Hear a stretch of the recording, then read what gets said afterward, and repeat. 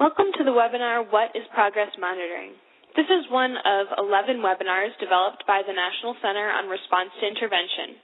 This webinar provides an overview of the purpose of progress monitoring and considerations for progress monitoring tools and implementing progress monitoring in a district or a school. My name is Jessica Agus, and I'm a research associate at the National Center on Response to Intervention. The National Center on Response to Intervention has developed a series of webinars to cover information that's important for RTI implementation. On this slide, you can see the different webinars available in the series. While you can watch the webinars in any sequence, we recommend that you first watch the What is RTI webinar in order to ensure that you have an understanding of how RTI is discussed in this series. Prior to watching this webinar, it is also recommended that you watch the Understanding Types of Assessment within an RTI framework so that you have a clear understanding of the different types of assessments. Following this webinar, learn more about how progress monitoring data can be used for decision making. Today we're going to go over an overview of the purpose and focus of progress monitoring, an overview and examples of types of assessments, a demonstration of the progress monitoring tools charts and information available, and an overview of the time frame when progress monitoring typically occurs. And our objectives today are to discuss the importance of progress monitoring, to understand different kinds of assessments and their uses, and to use progress monitoring tools chart to learn about progress monitoring tools. While you're going through, a helpful way to check your understanding throughout the webinar is to complete the accompanying vocabulary handout. The handout provides a table with a list of key terms on the left side with columns to the right side for you to track your understanding before and after viewing the webinar. Before viewing the webinar, you should make predictions of the meanings of each term. Then throughout the webinar, you will complete the final meaning column based on the definitions provided, along with a picture, sketch, or example column where you can add anything helpful for remembering what you've learned. You can see how in this example, I was able to clarify the meaning of primary prevention level after watching the webinar. If you have not already made predictions for the key terms of this webinar, please go ahead and pause the webinar so that you can do so now. Press play when you are ready to continue. The Center has developed this graphic to highlight the essential components of the RTI framework: screening, progress monitoring, multi-level prevention system, and database decision making. In this webinar, we will focus on progress monitoring. Without progress monitoring, it is difficult to determine who should receive supplemental instruction and if interventions are effective or ineffective. Progress monitoring research specifically focused on curriculum-based measurement, a type of progress monitoring, has occurred for more than 30 years. Research has demonstrated that when teachers use progress monitoring for instructional decision-making, students learn more, teacher decision-making improves, and students are more aware of their own performance. Curriculum-based measurement, or CBM research, has also shown that CBMs can be reliable and valid. The purpose of progress monitoring is to monitor students' response to primary, secondary, and tertiary instruction. Progress monitoring data can be used to estimate the rates of improvement, which allows for comparison to peers, identify students who are not demonstrating or making adequate progress so that instructional changes can be made, and compare the efficiency of different forms of instruction. In other words, which instructional approach or intervention led to the greatest growth among students. It is not just those students identified for supplemental instruction. The focus is on students who have been identified through screening as at risk for poor learning outcomes. And this could include students just above the cut score as well as those below the cut score. Progress monitoring tools, just like screening tools, should be brief, valid, reliable, and evidence-based. Common progress monitoring tools include general outcome measures, including curriculum-based measures, as well as mastery measures. And we'll talk more about those later in the webinar. The time frame for progress monitoring assessments is really dependent on the tools being used and the typical rate of growth for the student. Progress monitoring can be used anytime throughout the year. With progress monitoring, students are assessed at regular intervals, weekly, biweekly, monthly, to produce accurate and meaningful results that teachers can use to quantify short and long-term student gains toward end-of-year goals. At a minimum, progress monitoring tools should be administered at least monthly. However, more frequent data collection is recommended given the amount of data needed for making decisions with confidence. About 6 to 9 data points are needed for many tools. With progress monitoring, teachers establish long-term goals indicating the level of proficiency students should demonstrate by the end of the school year. Progress monitoring data allows practitioners to estimate rates of improvement, identify students who are not demonstrating adequate progress, and compare the efficacy of different forms of instruction in order to design more effective, individualized instruction. Here are 2 graphs showing the curriculum-based measurement scores of 2 different students. Each dot shows the number of words read correctly each week. The line shows the rate of improvement that the student is making. The graph on the left shows a student with sharply increasing curriculum-based measure scores. The increasing scores may indicate the student is responding to his or her instructional program. The graph on the right shows a student with fairly flat curriculum-based measure scores. The flatter scores may indicate that the student is not responding to his or her instruction, and perhaps an instructional change for the student should occur. However, a visual inspection of the data points is not sufficient to tell us if the student is making adequate progress. To be sure, we can quantify a rate of improvement through a technique we will learn about later in the training. With this rate of improvement, we can compare the student's growth rate to his or her peers to a local or national norm. We can also see improvement by looking at trends in comparison to their goal lines. On the graph to the left, the trend line is steeper than the goal line. The student is showing increasing scores, and therefore the student is making adequate progress, and the end-of-year goal may need to be adjusted to provide more of a challenge. On the graph on the right, the trend line is flatter than the goal line. The student is not profiting from the instruction, and therefore the teacher should make a change in the instructional program. Remember, you never lower the goal. Instead, the instructional program should be tailored to bring a student's score up, so the scores match or surpass the goal line. An in-depth discussion on trend lines and goal lines and how to set appropriate goals is presented in the webinar, Using Progress Monitoring Data for Decision-Making. Comparing the average progress monitoring scores of students in different intervention groups allows practitioners to compare and contrast the efficacy of interventions. Continued use of ineffective interventions can be costly and harmful to students, increasing the learning gap. In this graph, intervention A appears to be more effective than B or C. Instead of providing 3 different interventions to address similar issues, it might be more efficient and effective to focus resources on implementing intervention A.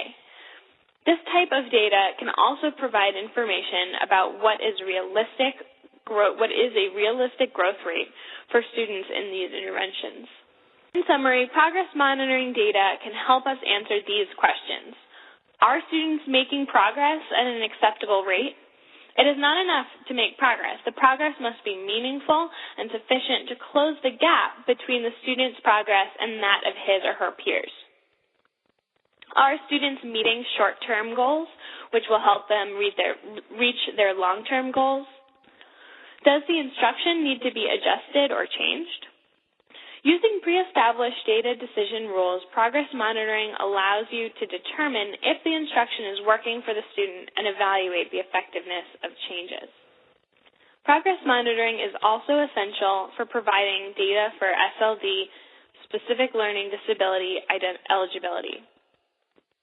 Specifically, the regulations, regardless of the use of RTI, requires the documentation of repeated assessments of achievement at reasonable intervals, reflecting formal assessment of student progress during instruction, which was provided to the child's parents. The focus of progress monitoring is typically on those students who have been identified through screening as at risk for poor learning outcomes. For those of you who have viewed the screening webinars, you will recall that some of the students identified through screening may not actually be at risk. In other words, they were falsely identified as at risk when actually not at risk. Progress monitoring can help confirm or disconfirm the results. You can also choose to progress monitor students just above the cut score, not just those who are below the cut score, to identify potential students who are actually at risk but not identified. Since screening tools tend to over-identify, the focus of progress monitoring just after screening is to verify the results of screening. These may include students who were flagged as at risk who are receiving all levels of instruction, not just secondary or tertiary. Progress monitoring tools are brief assessments that are reliable, valid, and evidence-based, and use repeated measures that capture student ability. They should be measures of age-appropriate outcomes. No one progress monitoring tool can monitor for all outcomes. Different tools may be necessary for different areas like reading and math. For those of you who have already viewed the webinar, Understanding Types of Assessment within an RTI framework, these next few slides will be a review. There are 3 types of assessments commonly used within an RTI framework: summative, diagnostic, and formative. Summative assessments occur after instruction and are assessments of learning. Diagnostic assessments occur before instruction and help to identify skill strengths and weaknesses. Formative assessments occur during instruction and are assessments for learning. Formative assessment is a form of evaluation used to plan instruction in a recursive way. Formative assessments tell us how well students are responding to instruction. With formative assessment, student progress is systematically assessed during instruction to provide continuous feedback to both the student and the teacher concerning learning successes and failures. Formative assessments are typically administered to all students during benchmarking and some students for progress monitoring. Formative assessments may be informal or formal. Informal assessments are not data-driven, but rather content and performance-driven. Observations and teacher-made assessments are examples of informal formative assessments. Formal assessments have data which support the conclusions made from the test. These types of tests are usually referred to as standardized measures. These tests have been tried before on students and have statistics which support the conclusion, such as the student is reading below average for his grade. The data are often mathematically computed and summarized. Scores such as percentiles, stanines, or standard scores are commonly received from this type of assessment. Examples include curriculum-based measures, pre- and post-tests, benchmark assessments, and quizzes. With formative assessments, teachers diagnose skill, ability, and knowledge gaps. They measure progress and evaluate instruction. Educational decisions can be made using formative assessments, including identification of students who are non-responsive to instruction or interventions, curriculum and instructional decisions, program evaluation, resource allocation, and comparison of instruction and intervention efficacy. Formative assessments are not necessarily used for grading purposes. There are 2 types of formative assessments which provide different information. Mastery measurement data indicate progress towards mastery of specific subskills, decoding short vowel sounds, for example, while general outcome measures indicate progress toward a broader outcome. The latter involves the application of all the subskills learned over time. One key difference between mastery measures and general outcome measures is comparability of data longitudinally.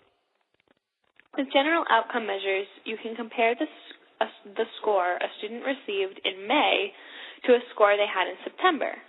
This cannot be done with mastery measures. because the skill that you taught in September is going to be different than the one that you're working on in May. So they can't be compared. On the mastery measurement graph, the mastery line is horizontal. Mastery is always at 80% because students need to show that they have mastered each skill. On the general outcome measures graph, the goal line is represented by a red horizontal line. In contrast to the mastery measurement mastery line, the goal line on the general outcome measures graph is dynamic. It indicates the changing desired score indexed to the week in the school year. With this dynamic goal line, teachers always have an indicator of where the student is in relation to the goal for right now, as well as the goal for the end of the year. It is always evident how the student's current levels compare to where you want them to be right now, considering where you want them to be at the end of the year, giving you an idea of the extent to which you need to accelerate progress to get on track, to stay on track, and to meet the goal. In other words, the general outcome measure graph shows you immediately where the achievement gap is and how much progress needs to be made to close it. Mastery measurement describes mastery of a series of short-term instructional objectives. To implement mastery measurement, the teacher determines a sensible instructional sequence for the school year and designs criterion reference testing procedures to match each step in that instructional sequence. There are some advantages to using mastery measures.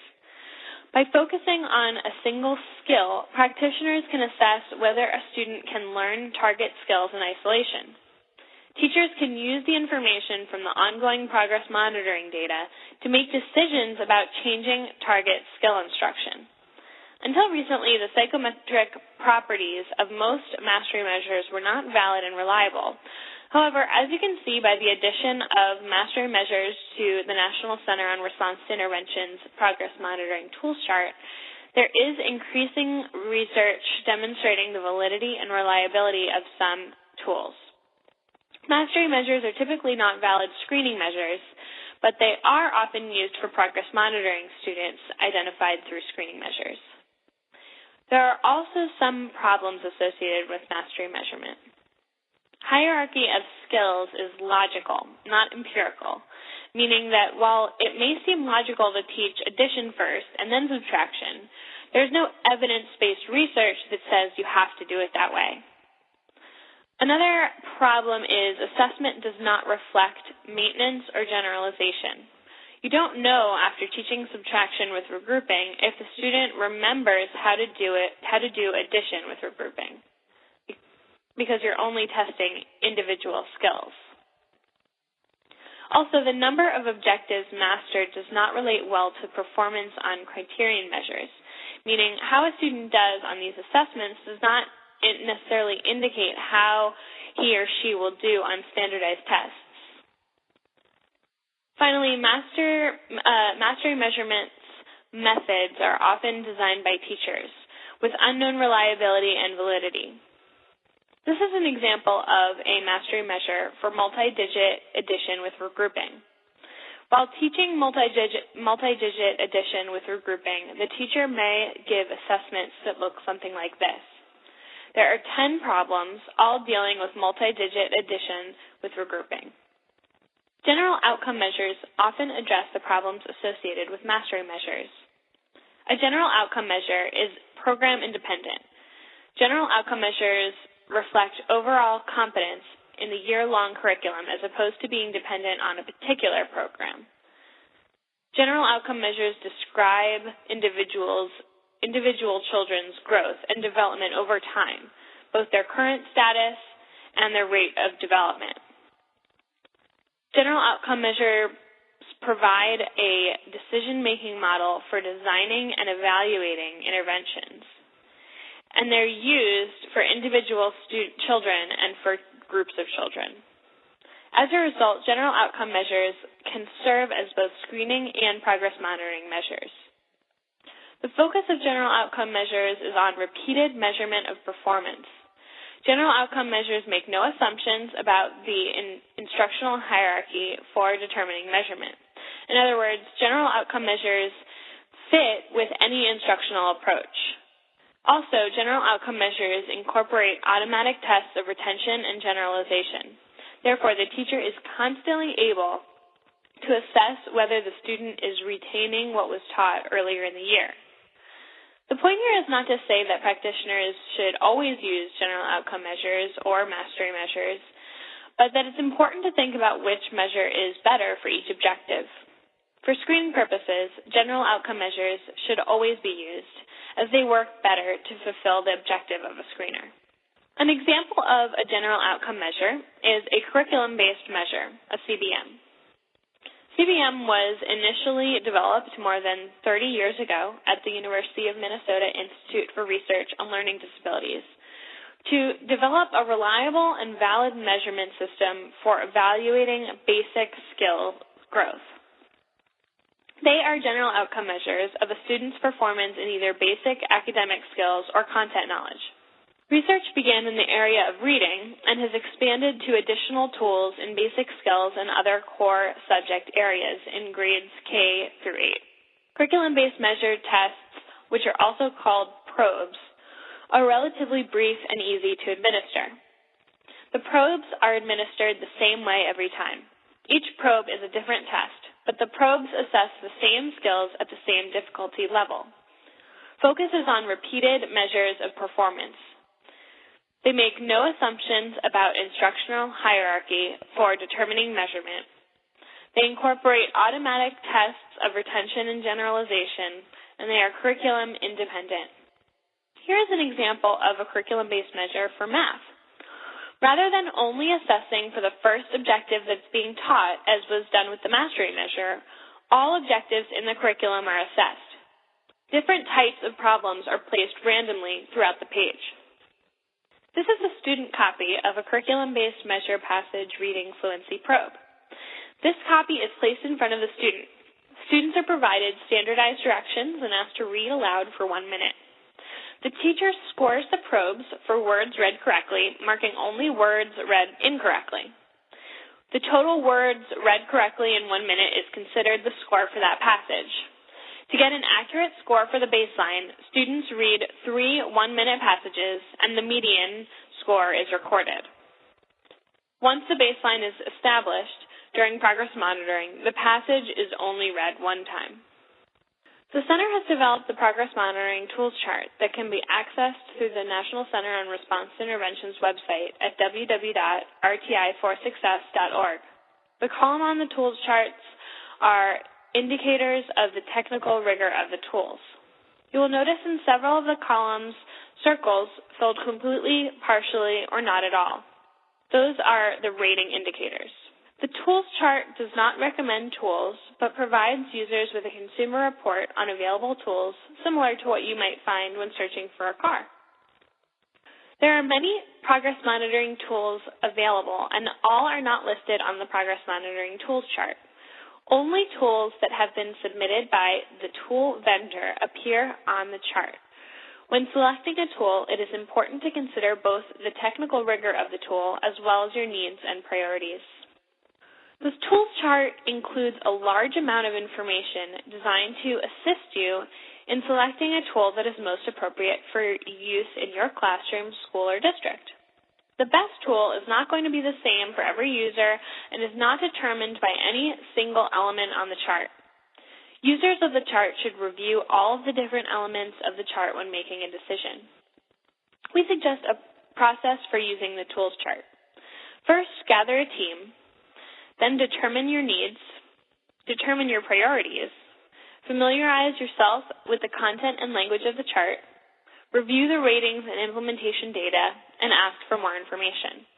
For more information about the 6 recommended steps for using progress monitoring tools charts and selecting a tool, check out the National Center on Response to Intervention User's Guide available for download on the National Center on Response to Intervention's website, www.rti4success.org.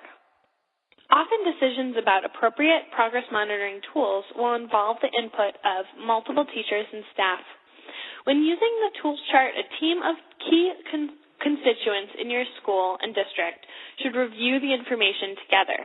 In gathering this team, you should think about the following questions.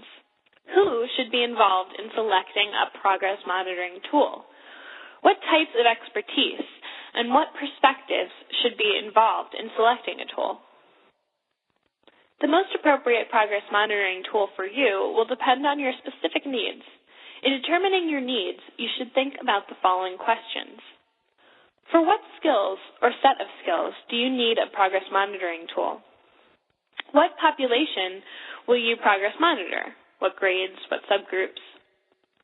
When and how frequently will progress monitoring occur? Who will conduct the progress monitoring and what is their knowledge and skill level? What kind of training do staff need and who will provide it? What materials will you need? Computer, paper, and pencil? And how much funding will you need? In addition to determining your needs for a progress monitoring tool, your team should also consider its priorities. Although you may want a tool that meets all of these criteria, such a tool may not exist. You will need to weigh your priorities carefully when making your selection. In determining your priorities, you should think about the following questions. For example, if cost is a priority, ask, is it a tool that can be purchased for a reasonable cost? Other priorities may be administration time. Is it a tool that does not take long to administer and score? Or training required? Is it a tool that offers ready access to training and technical support for staff? Also, standard of technical rigor or demonstrated effectiveness. Is it a tool that meets the highest standards for technical rigor? The Progress Monitoring Tools chart includes information about two types of progress monitoring tools, which we've discussed, general outcome measures and mastery measures. When you visit the website and click on the Progress Monitoring Tools chart tab, you will see the General Outcome Measures Tools chart. To view the Mastery Measures Tools chart, click the link that appears above the Tools chart. Once you are on the Mastery Measure chart, you can return to the General Outcome Measures chart by clicking the link. For each tool, the chart provides information about technical rigor and implementation requirements. Click the links or the circles to see more information like implementation requirements, cost and training needs, and data like reliability and validity data. Some new features that have been added recently to the tools charts are the ability to sort tools and programs by subjects like math and reading, and grade like elementary and secondary to narrow down the tools to those that fit your needs. To use these features, select the appropriate subject or grade level and press the filter button. If you want to return to all the tools, simply press Reset. Another new feature is the ability to limit the number of tools to compare. To select certain tools to compare, simply check the box in the last column of the chart. You can select as many tools as you would like. Press the Compare button, and the chart will appear with the tools you select. This allows you to compare tools of interest side by side. Across the top, you can see the technical rigor standards listed for general outcome measures. For general outcome measures, the Technical Review Committee has established 9 standards for technical rigor of progress monitoring tools. These are reliability of the performance level score. That's the extent to which the score is accurate and consistent. Reliability of the slope. That's the indicator of how well individual differences in growth trajectories can be detected using a particular measure. The validity of the performance level score, which is the extent to which the score represents the underlying construct.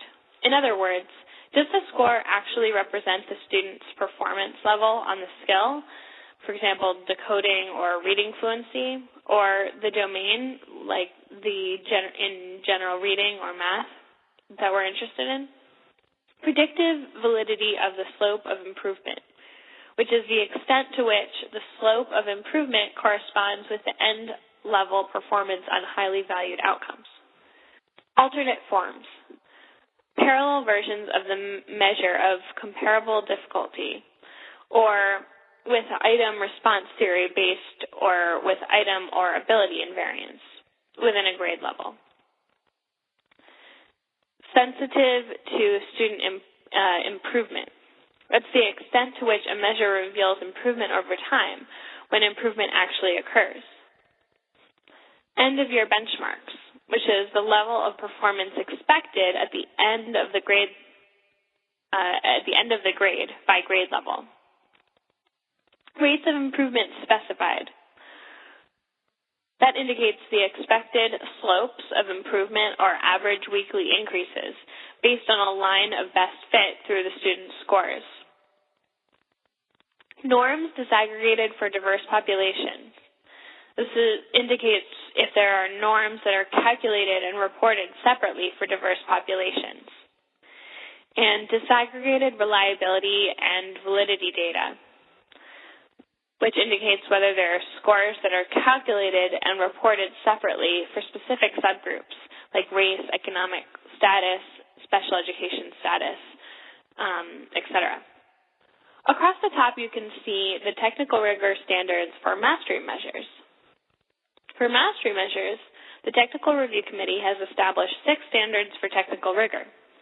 These are skill sequence, are the series of objectives that correspond to the instructional hierarchy through which mastery is assessed. The sensitivity to student improvement, which is the extent to which a measure reveals improvement over time when improvement actually occurs. Reliability, which is the extent to which scores are accurate and consistent. Validity, and the extent to which scores represent the underlying construct. Pass-fail decision, which is the metric in which mastery measurement scores are reported, and disaggregated reliability and validity data, scores that are calculated and reported for specific subgroups. For each of these standards, the Technical Review Committee reviewed data submitted by developers of the tools and gave a rating of convincing, partially convincing, or unconvincing, or no evidence. Click on the name of the standard in the column heads of the chart to view a definition of the standard and a rubric describing the specific criteria used by the Technical Review Committee to rate tools on that standard.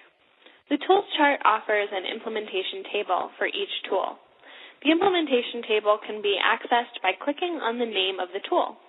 The implementation table includes the following information: the cost of the tool, the training required to implement the tool, level of staff expertise required to administer the tool, and where to go for training and technical support, and how scores are reported. The tools chart also includes detail about the actual data that were submitted to the Technical Review Committee for review. These data can be viewed by clicking on any of the rating bubbles in the cells in the chart. The Center recommends that you look for tools that conducted studies with outcome measures and samples similar to your population and outcome of interest. By clicking on the rating bubble, you will obtain more information about which tool or tools are most appropriate for which populations of students.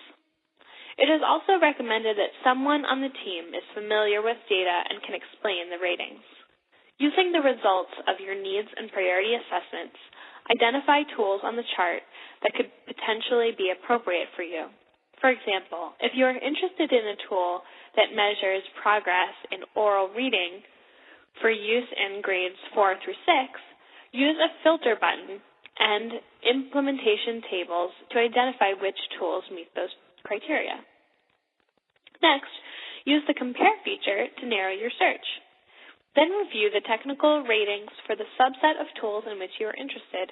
If you have questions, work with a technical expert, such as your school psychologist or local university faculty, to understand how each standard is relevant to your needs and the relative importance of a convincing rating for each standard.